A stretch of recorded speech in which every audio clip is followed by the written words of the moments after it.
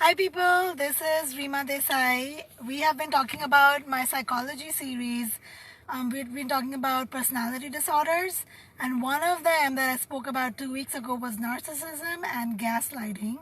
Gaslighting is something that many of us are becoming aware of, although many people don't have the actual real picture of what truly is gaslighting. So I want to give you a real life example that I witnessed today, and for you to relate to that. So I was walking behind two students, and what one student did is he pushed the other student, and I saw that, I witnessed it, and there was a proper push, like a really, really strong push, and the student who was pushed went all the way, slid all the way to the wall, which was like a foot away, a foot or 2 feet away, and then his arm hit the wall.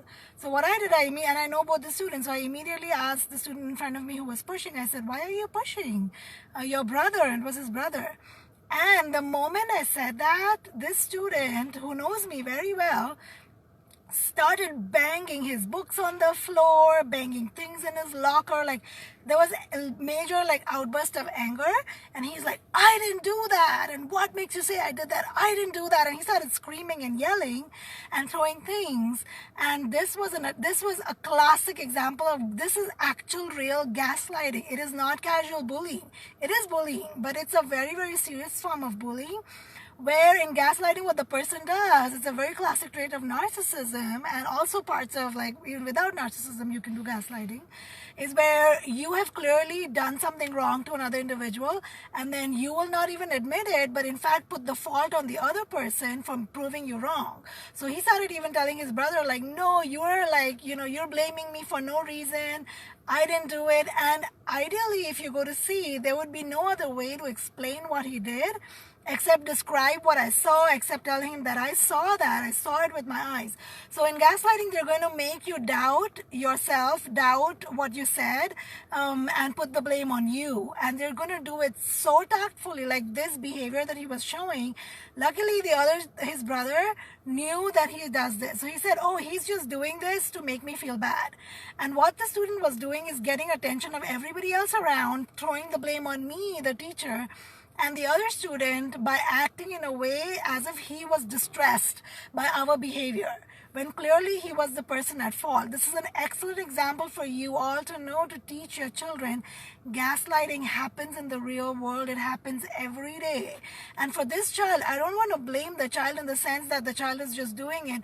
For a child that young in age to do something like this, thank you for the like and share. Please share this. Please do. This is serious bullying. This is like serious that can happen. It can really create major emotional chaos to your emotional trouble, internal chaos, conflict, self-doubt, low self-confidence to your child who's exposed to behavior like this. So this student, I lost my trail of thought, but he was clear in gaslighting what the person does. No, what was I saying before that? I really lost what I was saying. But yeah, for a person to do it at that young an age, they're being exposed to gaslighting themselves. So either their caregiver, their parent, whoever's bringing them up is doing it to them, or they're observing that clearly on a day-to-day basis being done to the other parent, being done to like the brother or somebody else. But for a child at young an age to learn gaslighting of this extent, I was shocked today. I've never seen this before in my life. I've never seen the response that he gave by the way he banged his things and the noises that he was making, the face that he was making, and you are distressing me, and you are really. If somebody else, let's say if I was a child and I was not a teacher, I could have clearly, very easily gotten frightened, very easily gotten into self-doubt, very easily felt like all eyes are on me.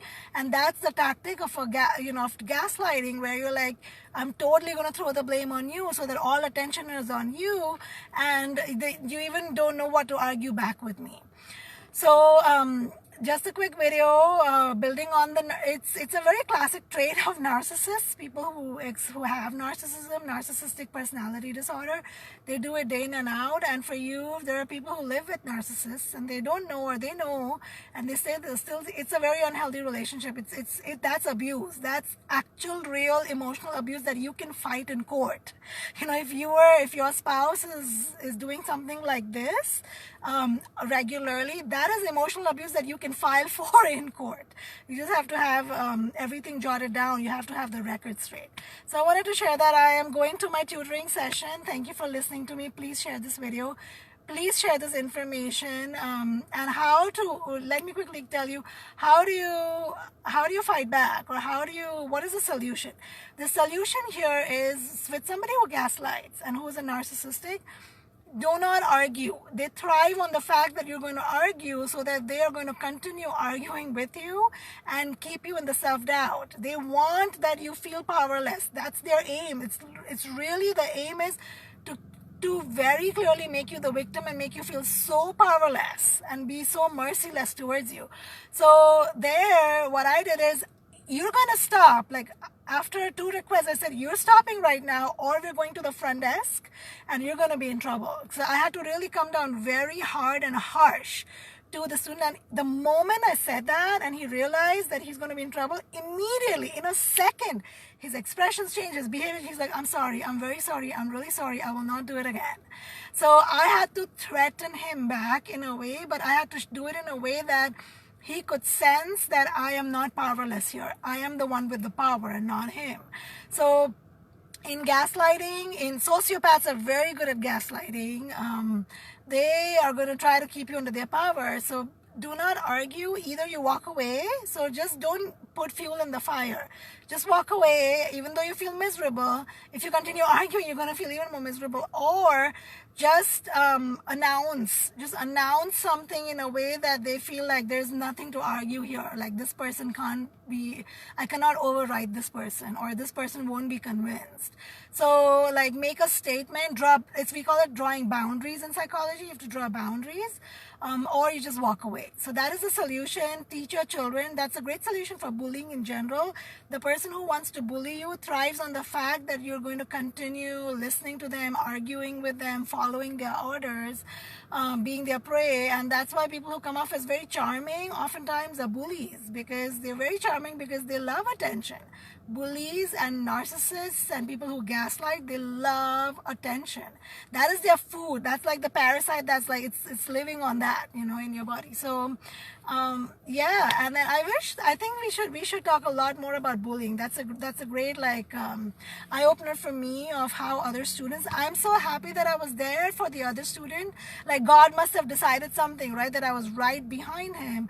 If I was not there, he would have either continued bullying his brother, or or the brother would have walked away feeling really bad about himself. It would harm his self-esteem and self-worth. Thank you for listening to me again, and let's keep talking more about psychology, okay? So another video basically coming up on the weekend.